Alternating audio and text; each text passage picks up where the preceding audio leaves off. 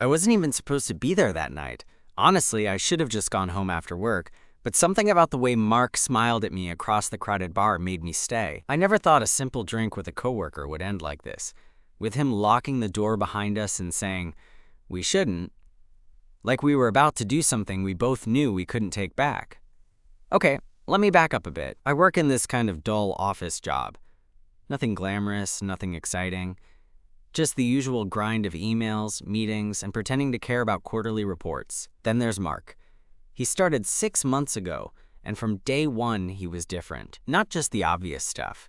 He's ridiculously handsome, sure, but there's this quiet confidence about him that's hard to ignore. The way he listens, the quick little jokes he makes when you least expect it. He's the kind of guy who makes you wonder what the hell you're doing with your own life. We never really hung out outside work. Mostly because I wasn't sure if he was into guys, or if he even noticed me in that way.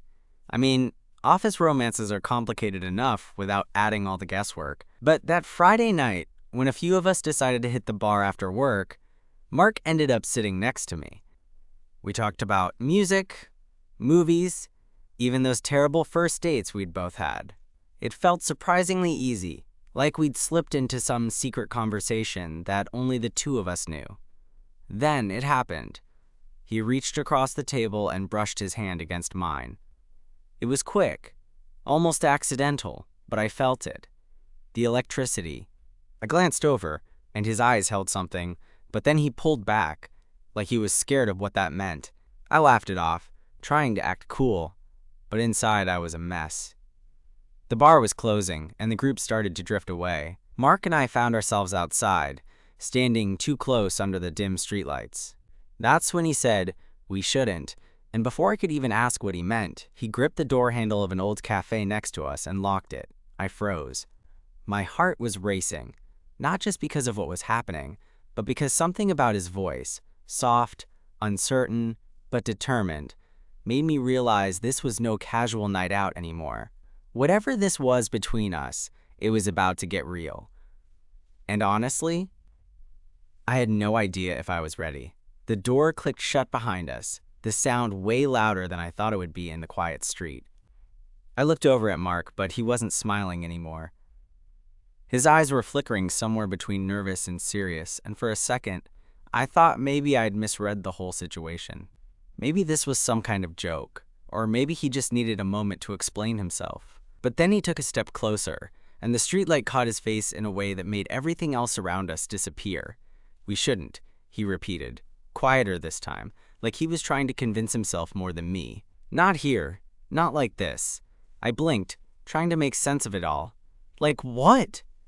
He ran a hand through his hair and looked down at the cracked tile floor, then back up at me.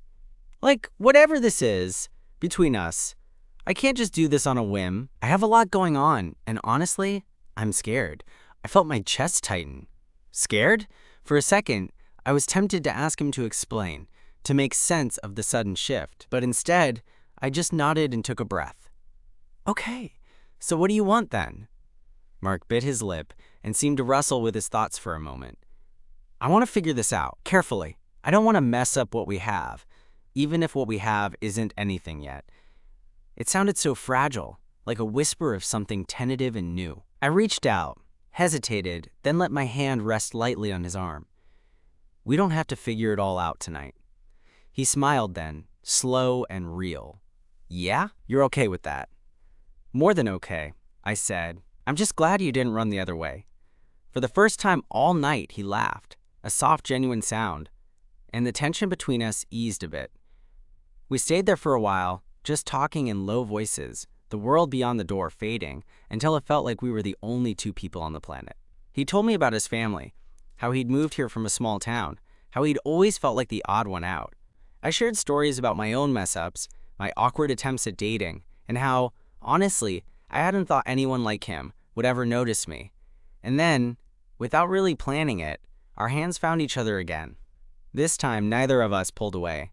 The cafe was empty and dark except for the streetlight filtering in through the windows, casting long shadows that made the moment feel both intimate and surreal. Mark's fingers curled around mine, his thumb tracing gentle circles on my skin. It was the kind of touch that spoke louder than words. "I'm glad you stayed." he said quietly. Me too. I thought that, but I just nodded because my throat was suddenly tight.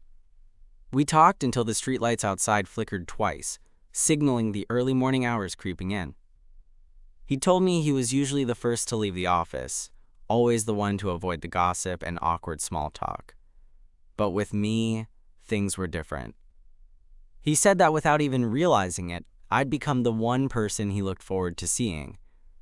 That hit me harder than I expected. Because I felt the same. Before I knew it, the sun was starting to peek over the horizon, soft light spilling into the cafe. We both knew the spell was breaking, that reality was coming back in full force. Mark looked at the door, then back at me, his hand still holding mine. I want to see where this goes, he said, but we need to be honest. No pretending. No hiding. I squeezed his hand. Deal. When he finally unlocked the door, we stepped out into the quiet street, the early morning chill brushing against our skin. It wasn't the night either of us expected. But maybe that was the point. Sometimes the best stories don't start with certainty. They start with moments like this. Locked doors and whispered fears and the hope that maybe, just maybe, we're not alone. As we walked away from the cafe, side by side, I realized I was ready to take that chance. Because whatever this was, whatever we shouldn't meant, I wasn't going to run from it. Not this time. After that night, everything felt different. Not like fireworks or instant confessions, but like the world had shifted on its axis, just enough for me to notice. Mark and I didn't rush into anything. No grand declarations or overnight changes. But there was this new layer underneath our usual office routine.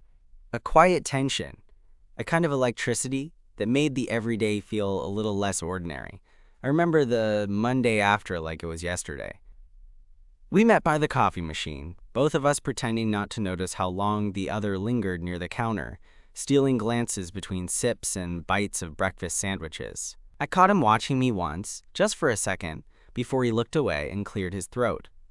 So, he said, voice low, survived the weekend? I laughed, nodding. Barely. You? Same. He smiled, and it felt like a little secret passed between us. The day went on, and we ended up working on a project together, side by side in the conference room. The tension eased a bit as we fell back into our familiar roles. Smart, capable, professional. But I caught a few moments when our eyes met and lingered, like we were trying to say something without words. At lunch, Mark surprised me by asking if I wanted to grab food somewhere quieter, a little away from the usual spots. We walked to a tiny, tucked-away cafe a few blocks off the main street. It wasn't fancy, but it was cozy, the kind of place where you could forget the noise of the city and just talk. Over sandwiches and bad coffee, we opened up more. He told me about his childhood, his dreams that felt too big for the town he'd left behind. I shared stories about my own family, the complicated stuff I usually kept buried deep. It was the kind of conversation that makes you feel like you're peeling back layers, slowly, carefully, trusting someone with parts of yourself you don't usually show. At one point, he reached across the table and brushed my hand with his fingers again. This time, I didn't pull away. Mark, I said softly, are you sure you want to do this? I mean, with me? He smiled, that same quiet confidence I'd fallen for. I'm sure. I don't want to waste time wondering, what if? We sat there for another moment, hands still touching, before he leaned in just a little and whispered, but let's take it slow, okay? No rush. I agreed, feeling like I'd just found something I didn't know I was looking for.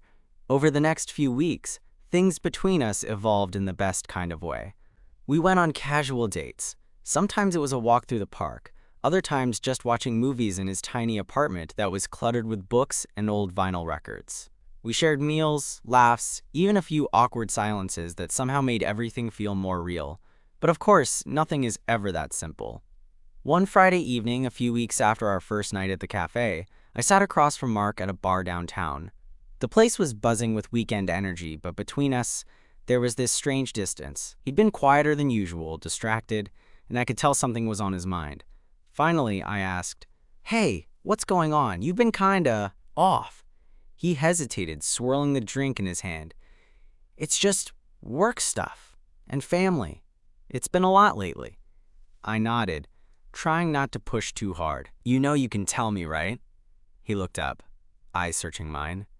I know, and I want to, but sometimes it's easier to keep things to myself. There it was, the wall I hadn't seen before, the part of him that still held back. I reached out, took his hand again, and squeezed gently. We don't have to go through anything alone, I said. I'm here, for the good and the bad. He smiled, that mix of relief and something tender I hadn't seen before. Thanks.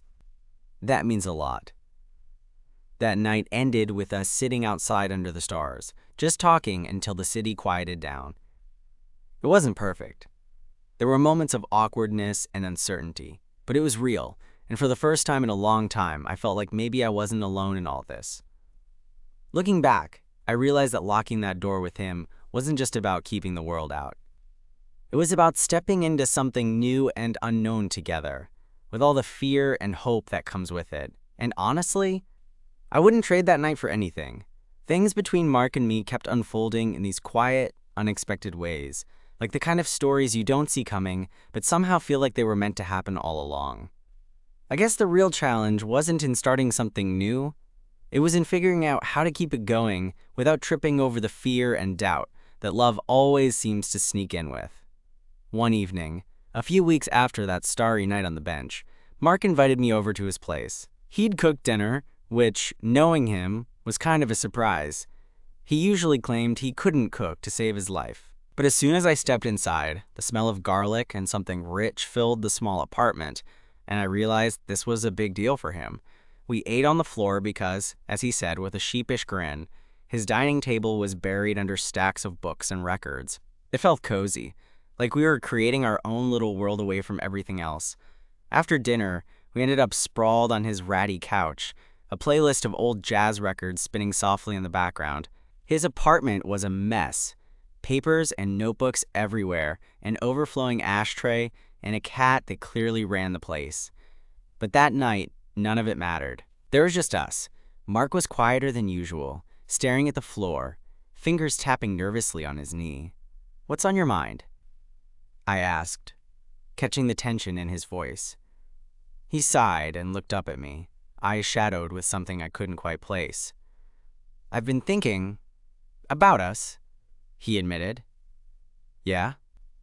What about us?" "I don't know how to say this," he said, and I could tell he was struggling. "I'm scared. Not of you, not of this, but of everything else. The way people might react if they knew. The risks we're taking just by being together." I swallowed hard. I'd had those fears too, but hearing it from him made it hit different. The truth was, I'd spent so long hiding parts of myself that the idea of being open terrified me. "Hey," I said, reaching for his hand. "I get it. I'm scared too. But maybe the only way through it is together." He nodded, a little smile breaking through. Maybe. The next few days were a roller coaster, texting constantly, sneaking glances at each other in meetings, stolen moments in hallways and empty offices. But then came the moment I'd been dreading, the office holiday party. Mark and I agreed to go separately. Too much risk, too many eyes. But the whole night, I kept catching him looking at me from across the room, this mix of longing and hesitation in his eyes that made my heart ache. After the party, I sent him a message. "Can we talk?" His reply came almost immediately. "Meet me at the park bench near the cafe?" By the time I got there, it was late, the streetlights flickering and the cold creeping in. Mark was already there, hands shoved deep in his coat pockets. "I hate all this hiding," he said, voice low. "Me too," I admitted, "but maybe we can find a way to make it work." He looked up at me, eyes shining with something fierce. "I don't want to keep living in the shadows. I want to be with you, out loud, proud, everything." My chest tightened. "Are you sure?" "More than anything." We talked for hours, making plans, dreaming about what could be.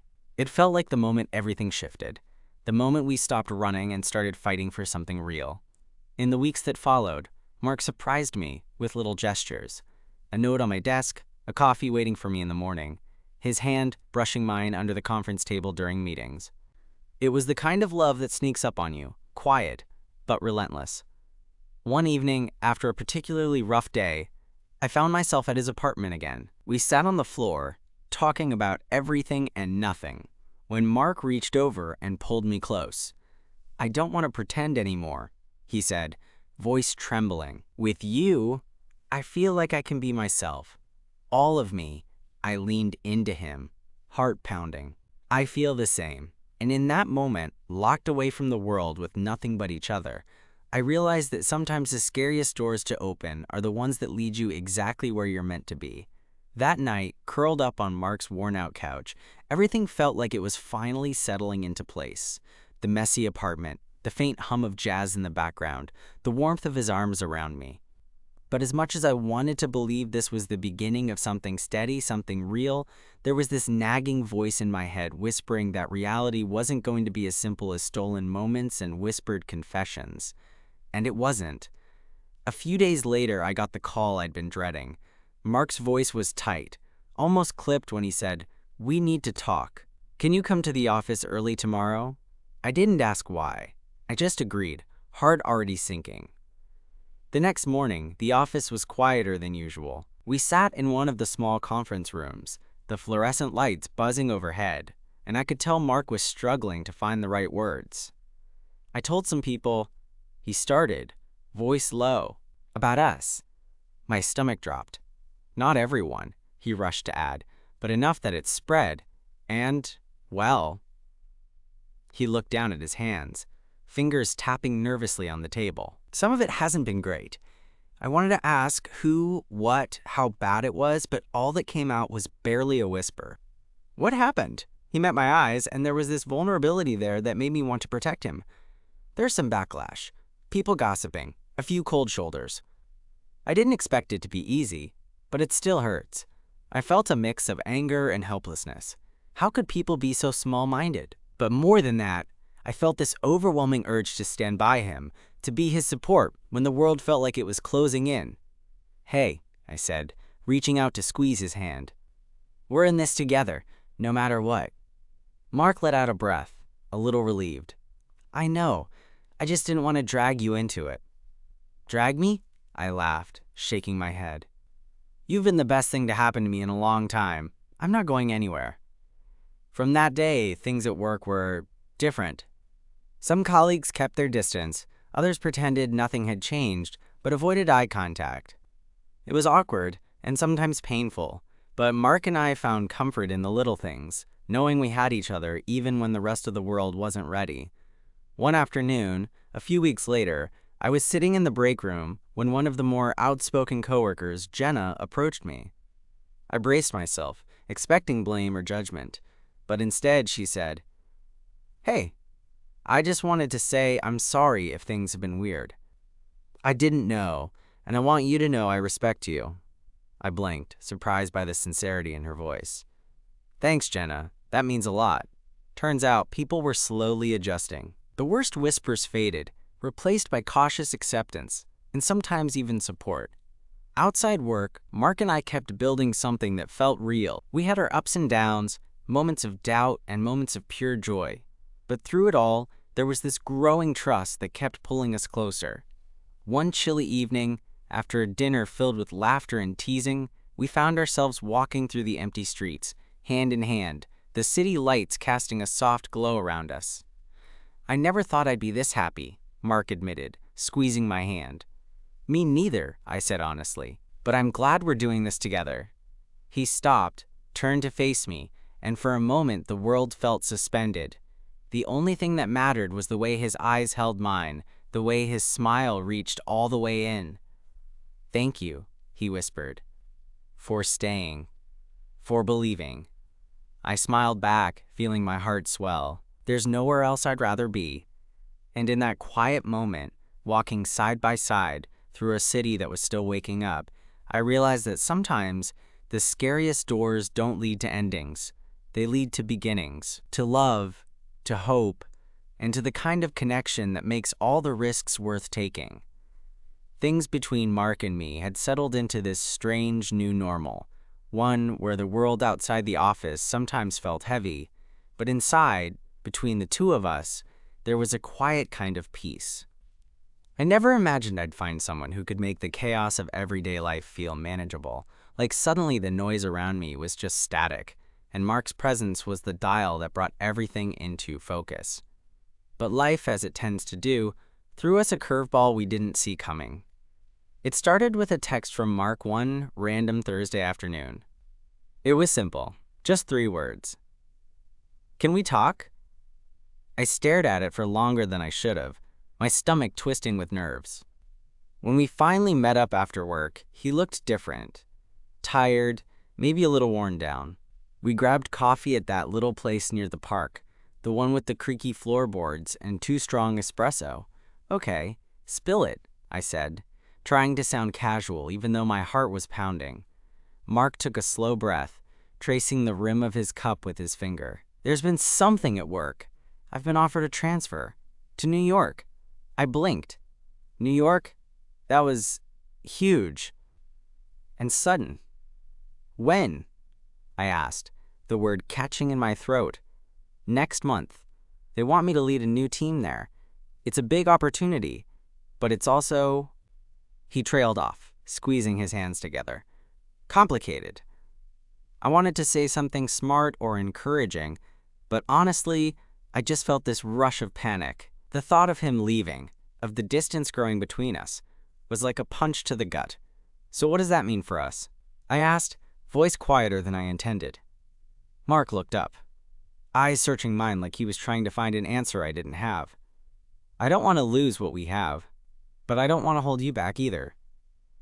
I reached out, took his hand across the table. "You're not holding me back. We'll figure this out. Together." He smiled, but there was still that flicker of worry. "Long distance is tough.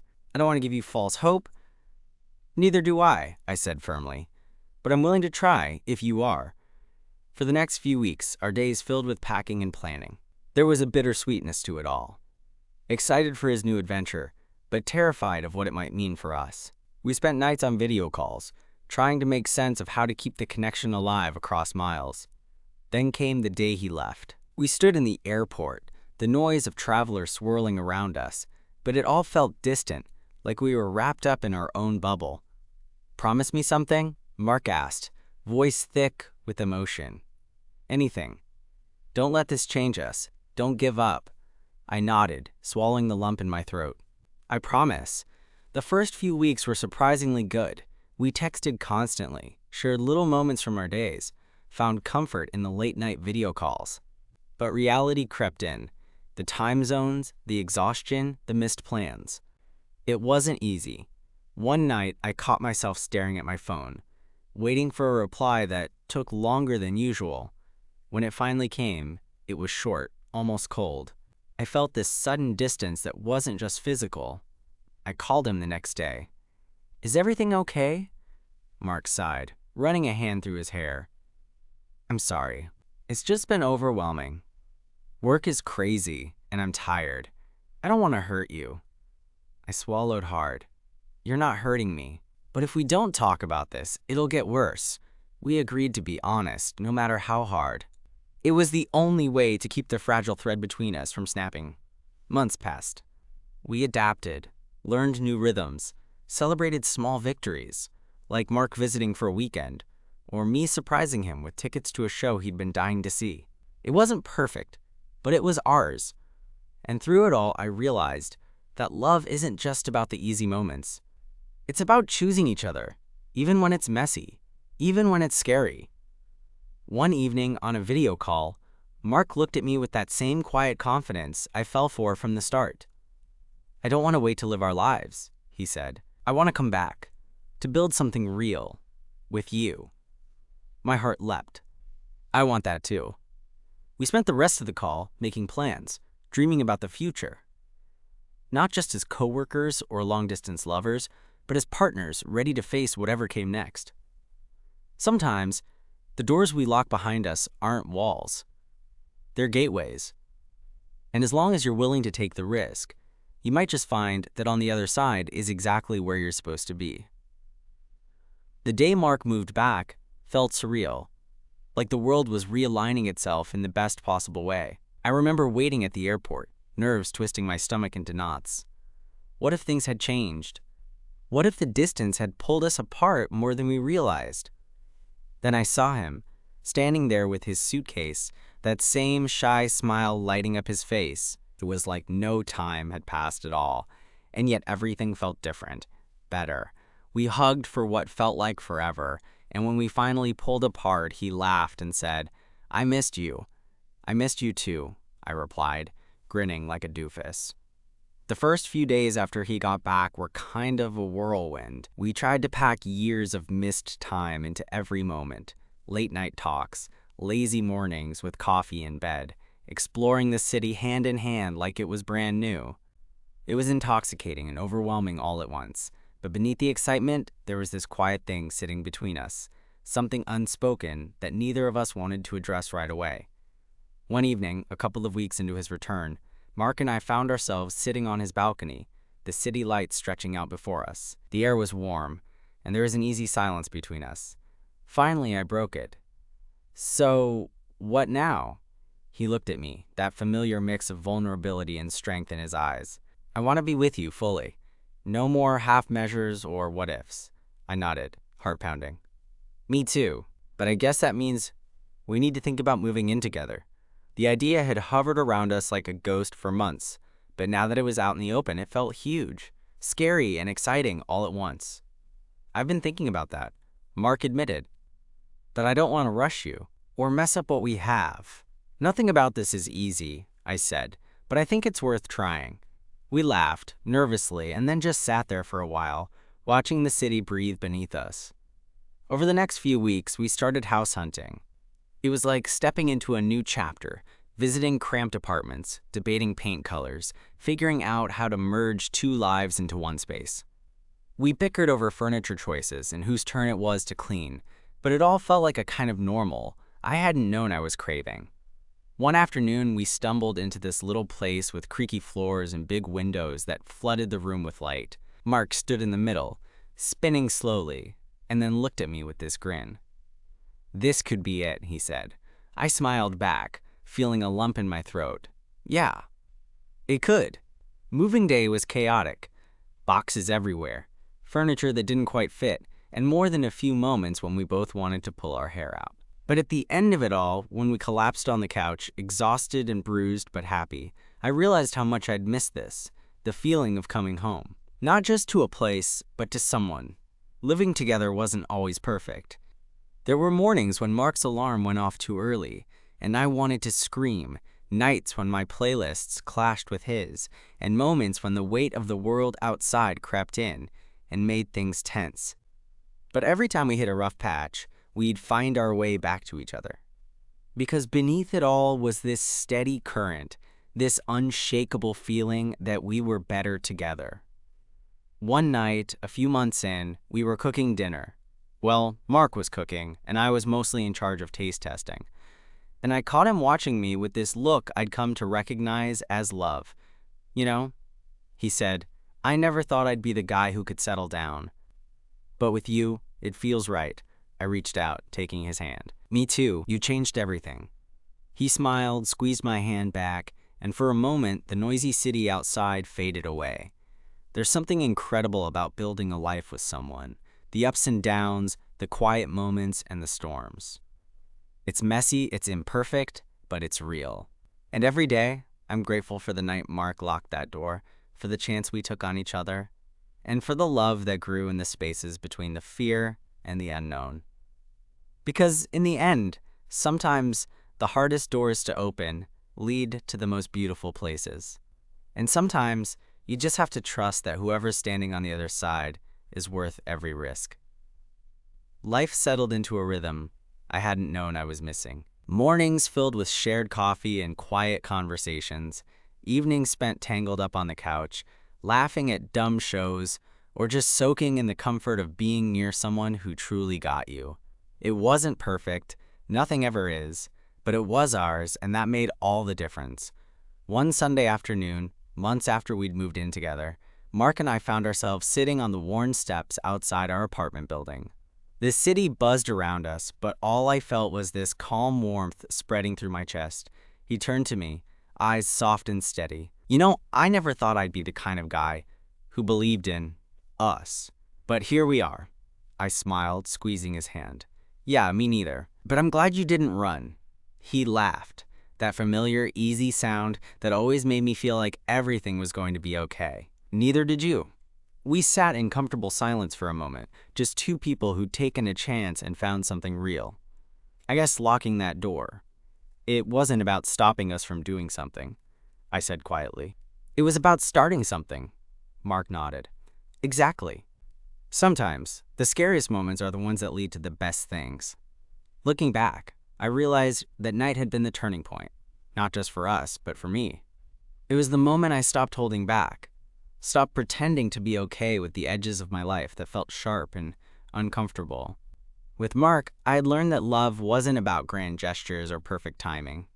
It was about showing up, being honest, and choosing each other, day after day. As the sun dipped low, casting the city in a warm glow, I felt a quiet gratitude for the risks we took, the fears we faced, and the unexpected joy we found together. Because in the end, love isn't about locking doors to keep things out. It's about opening them wide and stepping through, hand in hand, ready for whatever comes next.